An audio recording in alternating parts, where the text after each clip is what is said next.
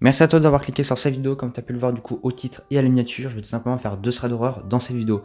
Juste avant qu'elle commence, n'hésitez pas à me dire dans les commentaires si vous voulez de nouveau le retour des threads d'horreur. Je vais essayer d'en faire un minimum tous les 1 mois et demi, 2 mois, comme ça vous aurez de nouveau en quantité. Pareil dans les commentaires, dites-moi si vous voulez du coup des vidéos threads d'horreur de plus en plus longues, par exemple qui durent 30-40 minutes avec pas mal de threads d'horreur sur pas mal de styles différents. Sinon n'oubliez pas évidemment le petit like, l'abonnement, ça m'aide énormément. Là c'est la première vidéo thread d'horreur aussi que je fais, pas en facecam du coup, avec un fond et qui vous met mieux dans l'ambiance. Pareil, dites-moi si ça vous plaît. Et puis je vous laisse sur le thread d'horreur, bonne vidéo.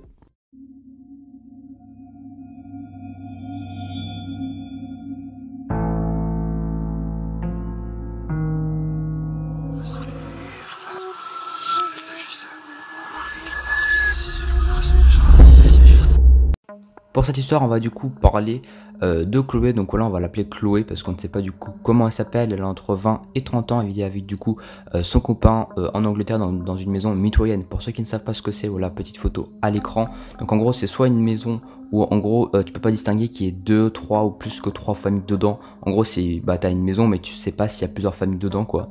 Et ou du coup une maison où t'as seulement un mur porteur qui est séparé de 2 familles. Enfin bref, c'est une maison mitoyenne. J'ai pas regardé non plus la définition sur Google, peut-être que je vous l'afficherai à l'écran. Bref, on s'en fout, faut juste retenir que c'est un bâtiment où t'as 2 familles dedans quoi.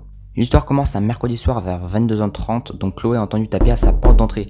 Elle explique qu'elle était à l'étage à l'époque et qu'elle n'était pas vraiment sûre en fait d'avoir réellement entendu quelqu'un taper à sa porte, car elle ne reçoit pas beaucoup de visiteurs en fait à ce moment-là de la journée et de la semaine, parce que 22h30 voilà, ça se calme, c'est une rue où il n'y a pas beaucoup de personnes qui passent, donc à partir de 19h30 il n'y a plus du tout personne qui passe à part du coup les voisins. Bref, du coup elle se dit que c'est sûrement le fruit de son imagination. Il y a sûrement personne qui a toqué, donc il continue un peu sa vie, voilà, va descendre au rez-de-chaussée du coup dans son salon, prendre une petite tasse de thé et faire sa vie tranquillement.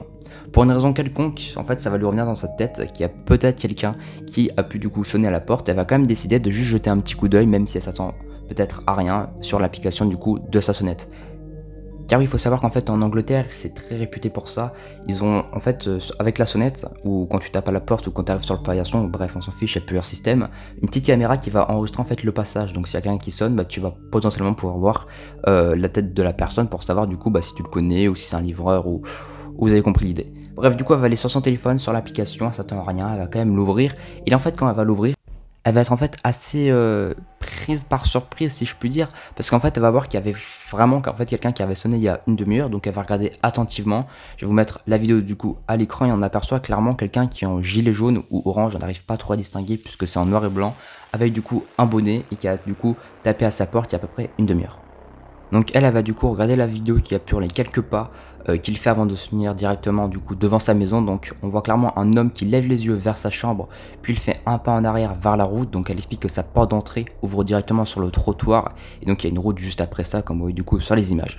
Donc maintenant elle peut pas dire exactement s'il a pris du recul pour mieux voir sa chambre, car il faut savoir que juste au-dessus de sa porte d'entrée il y a sa chambre, donc c'est potentiellement ça qui regarde. Donc peut-être qu'il y avait sa chambre. Elle explique bien qu'elle avait éteint toutes les lumières, donc ça pouvait pas être un truc avec les lumières en mode il avait la lumière, il s'est peut-être dit genre je sais pas, il y avait un cambriolage. Non, ça pouvait pas être ça puisque du coup les lumières étaient éteintes. Elle raconte aussi que sur la vidéo on voit plutôt une voiture en fait qui passe un peu au loin vers l'extrémité droite de la vidéo. Je sais pas si on arrive à voir sur cette vidéo là. En gros on voit un peu une voiture qui passe et il y a le mec qui s'approche. Donc elle explique que là en fait il sait pas si le mec il s'est approché pour pas se faire voir ou tout simplement pour éviter par exemple de se faire écraser, sachant qu'il était déjà assez vers le trottoir. Ce qui est sûr, c'est qu'au bout d'un certain moment du coup de la vidéo, donc c'est sûr du coup que le mec semble définitivement voir la voiture.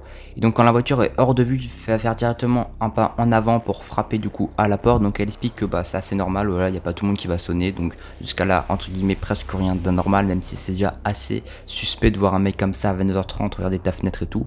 Donc au moment où il frappe, il va commencer à être en fait de plus en plus bizarre. Il va commencer à se frotter la tête comme si en fait il était énervé ou comme s'il y avait un truc qui le démangeait.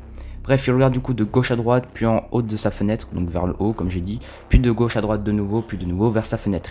Il va soupirer, voilà, comme s'il était exaspéré, et puis quelque chose à droite va attirer son attention. Il va directement se mettre très rapidement en marche du coup dans la direction opposée d'où il venait. Donc il va pas rebrousser son chemin, il va aller du coup de l'autre côté.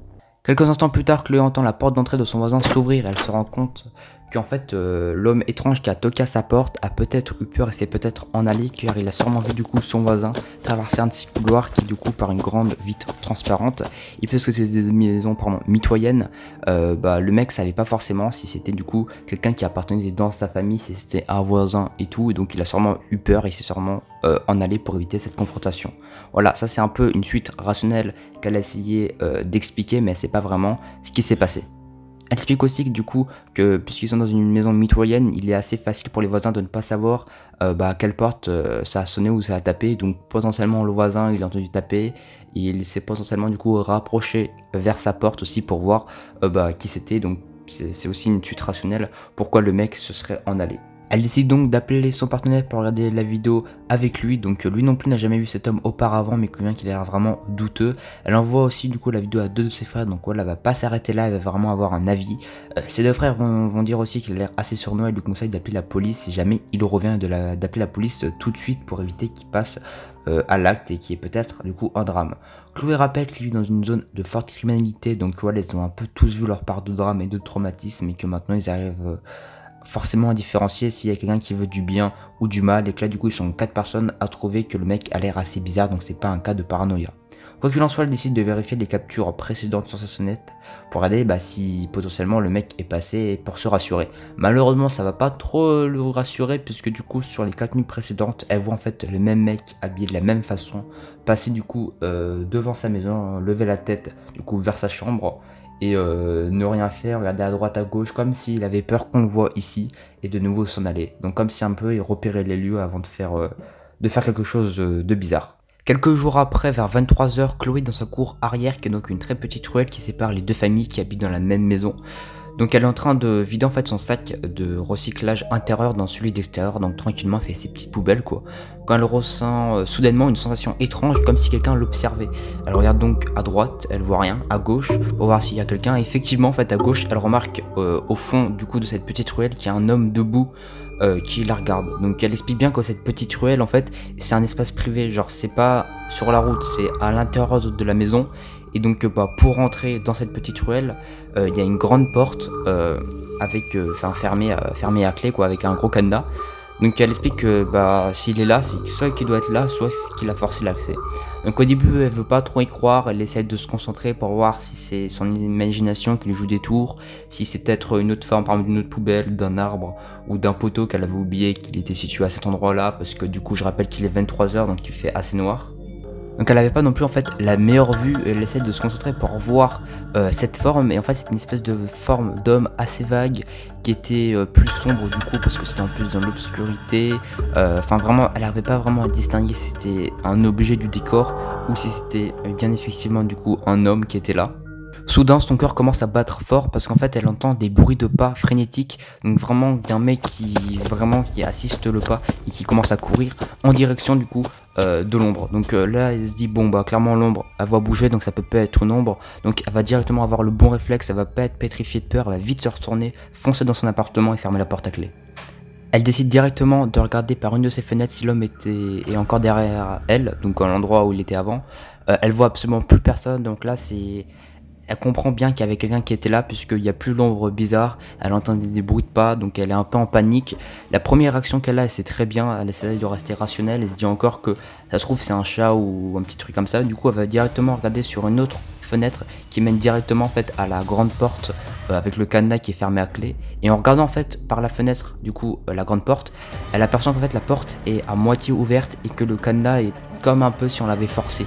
Donc là elle va commencer à paniquer, elle va essayer de rester quand même assez stable pour pas partir et pour pas faire des crises de panique. Tout d'un coup en fait elle commence à réaliser que son partenaire est dans l'hangar du coup, qui est dans la petite ruelle au niveau du garage et qu'il est en train de couper du bois. Alors du coup Chloé elle va directement prendre son téléphone et lui envoyer un texto pour lui dire qu'il y a quelqu'un dans la ruelle et qu'il doit absolument rester sur place pour pas qu'il l'attaque. Son copain, clairement là il n'y a pas d'autre terme, il prend clairement ses grosses couilles en main et il sort avec un marteau en criant qu'il sait qu'il est là et que s'il essaie de faire du mal c'est le moment de maintenant s'en aller, sinon s'il lui chope il va directement l'amener à la police. Donc il va chercher pendant à peu près 3-4 minutes dans tous les recoins, dans tous les les petits morceaux d'escalier et tout qui sont autour de cette petite ruelle, mais absolument, il y a vraiment absolument personne. Donc ils ont déduit que l'homme qui s'est introduit dans cette petite ruelle a sûrement dû entendre le bruit du mari de Chloé, et il a sûrement dû prendre peur et s'en aller. Donc clairement en fait là le partenaire de Chloé il confirme après que la porte a bien été ouverte et qu'elle a bien été forcée, donc il y avait clairement un individu qui était là et clairement le copain de Chloé il l'a sauvé. Donc là Chloé en fait elle se pose plusieurs questions, elle dit déjà est-ce que ces deux événements ils sont liés, est-ce que le mec qui était sur la caméra il y a 2-3 jours avant, est-ce que c'est le même qui est là. Après elle dit en fait qu'est-ce qu'il voulait cet homme, parce qu'en soi ils auraient rien fait de mal, ils vivaient leur petite vie tranquille, et surtout qu'est-ce qui serait passé si l'homme il avait réussi entre guillemets à choper Chloé quoi.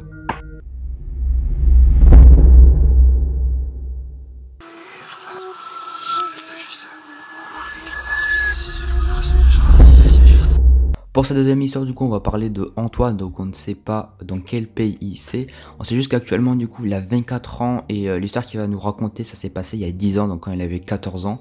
Donc Antoine n'a vraiment parlé de cette histoire à personne à part 2-3 psychiatres, parce que après il a eu des problèmes, il a vraiment eu un traumatisme, même ses parents savent pas encore aujourd'hui ce qu'il a eu. Antoine explique que quand il était plus jeune il mentait souvent à sa mère sur l'endroit où il allait pour la nuit. Donc même si Antoine restait tard dehors avec son ami du coup Corey, donc c'est son meilleur ami à cette époque-là, il disait toujours à sa mère qu'il dormait chez Corey, du coup Corey faisait pareil, il disait à sa mère qu'il dormait chez Antoine, pour éviter du coup que leurs parents s'inquiètent. Il explique aussi qu'il vivait dans un joli lotissement de maisons vraiment calme, donc il n'y avait vraiment aucun problème de criminalité. Pendant une journée assez calme au début, donc Corey et Antoine sont partis en ville avec d'autres amis pour manger et s'amuser, donc vraiment la vie normale quoi. Puis quand il commence à faire nuit petit à petit, Corey et Antoine décident tout simplement de rentrer, donc toujours en s'amusant et en rigolant. Et en fait Corey et Antoine ils ont commencé à développer un petit jeu qu'ils faisaient entre eux, et en gros ils s'amusaient à se cacher derrière des voitures et à se faire peur mutuellement.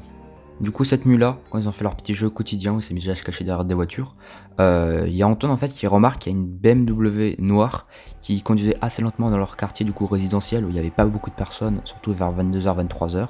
Donc il prévient Corey, et Corey lui dit sûrement que c'est une personne âgée ou un voisin qui doit rentrer.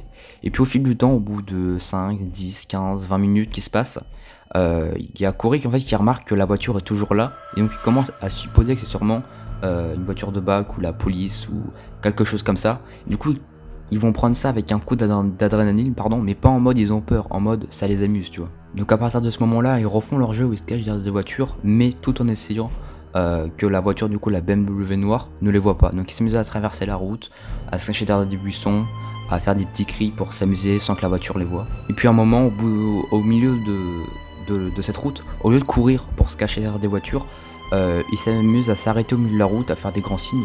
Et là soudain en fait il y a la voiture qui commence à démarrer et à foncer droit vers eux, qui allume les phares du coup et qui fonce à pleine vitesse. Donc Antoine, pris peur, il commence à gueuler en disant vite viens on va se cacher derrière des buissons, et qui commence à courir vers un espèce de petit parc qui était à côté. Et en fait Corey était pétri de peur, donc il n'arrivait pas à bouger, il n'arrivait pas à parler, il regardait juste la voiture qui avançait droit vers lui. Donc Antoine en fait remarque pas directement que Corey s'est arrêté et ne bouge plus. C'est vraiment quand il se cache derrière un buisson qu'il commence à remarquer que Corey là clairement il fait de la merde quoi, il bouge pas, il est pétri de peur.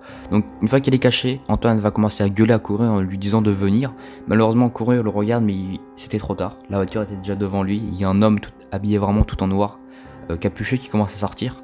Et là du coup Antoine commence à réaliser que c'est impossible que ce soit la police, parce que sinon ils auraient un uniforme, ils auraient mis des gyrophares, ils auraient un brassard. Là vraiment il y a juste une personne habillée tout en noir qui sort et qui commence à attraper Corey en le plaquant contre la voiture, et qui crie du coup en direction d'Antoine et qui lui dit la fameuse phrase « Où est-ce que tu crois que tu vas aller? Dans tous les cas je vais te rattraper ». Donc là Antoine vraiment il a peur, il se recache dans les buissons, il essaye d'observer tout en continuant de gueulant à Corey de venir. Et c'est à ce moment là que Antoine commence vraiment à recevoir un pic d'adrénaline et va commencer à devenir fou, et va vraiment courir, sprinter vers la voiture en se mettant devant l'homme en noir qui commençait à plaquer du coup Corey vers la voiture pour le faire entrer dans la voiture, et va lui gueuler d'arrêter de le relâcher. Le mec en noir, assez énervé, va se retourner, va du coup pousser en jetant au sol Antoine, et va prendre Corey, le mettre dans la voiture et va clairement s'en aller à pleine vitesse. Antoine quand il voit ça, donc quand il voit son copain qui se fait prendre de force dans la voiture et que la voiture s'en va tout en gueulant, il y a vraiment personne qui vient, il y a vraiment limite les lumières des maisons qui veulent pas être associés à cette histoire qui s'éteignent, il y a personne qui vient, lui il gueule, il sait pas s'il doit appeler sa mère parce que du coup leurs deux mères croient que du coup ils dorment chacun chez l'autre, donc ça peut créer une autre situation, il veut pas avoir forcément trop de problèmes. Du coup il commence à paniquer, il commence à courir en pleurant pour essayer de rentrer chez lui et trouver une solution. Et du coup sur le chemin du retour il entend de nouveau une voiture qui fonce à pleine vitesse. Donc là il va pas se cacher parce que en soi il va pouvoir rien perdre. Il se retourne en fait et de nouveau la BMW noire du coup, qui du coup cette fois-ci avec les phares allumés, qui commence à arriver droit vers Antoine. Donc la voiture s'arrête, les phares s'éteignent et il y a le mec qui laisse du coup, enfin qui le laisse sortir, en soi il pousse Corée vers le sol. Donc là il s'aperçoit Antoine que Corée a vraiment l'air effrayé, il a les larmes et il va raconter à Corée que c'était vraiment la peur de sa vie. Et l'homme va crier, va à la maison et va te coucher, si jamais je te revois ici, ça sera ton dernier jour. Donc là, Antoine et Corée, tu m'étonnes quand t'entends de la part d'un mec à 23h30, quand il fait nuit noire, quand il a kidnappé ton pote, une phrase en mode si jamais je te revois, je te tue.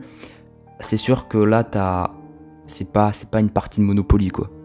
Donc depuis ce jour, donc depuis 10 ans maintenant, Corée et Antoine se parlent plus trop, ils ont un peu cessé de se parler, de se côtoyer, surtout pendant 1 ou 2 ans après cet événement, où vraiment ils étaient tous les deux traumatisés, ils osaient en parler à personne, ils voulaient vraiment, ils sont renfermés un peu sur eux, et ils savent toujours pas du coup pourquoi cette voiture était là, qui c'était, ils se posent plein de questions, ils auront du coup jamais les réponses à ces questions, mais heureusement l'homme en BMW n'a pas du coup kidnappé entièrement Corée, il l'a quand même relâché, et puis voilà.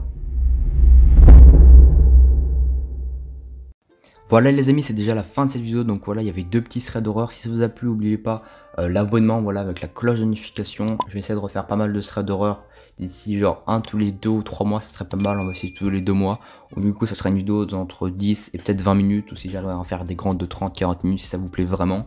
Pareil, le petit commentaire c'est super important pour moi, le petit like ça fait super plaisir. Je rappelle, j'essaie de faire après une vidéo maximum toutes les 2 semaines à 18h, donc le samedi à 18h. Et puis normalement j'ai tout dit, voilà, vous voyez aussi des petites vidéos qui sont affichées à l'écran, n'hésitez pas à en cliquer sur la dernière vidéo, ça fait toujours plaisir. Bref, c'était Melvin, peace.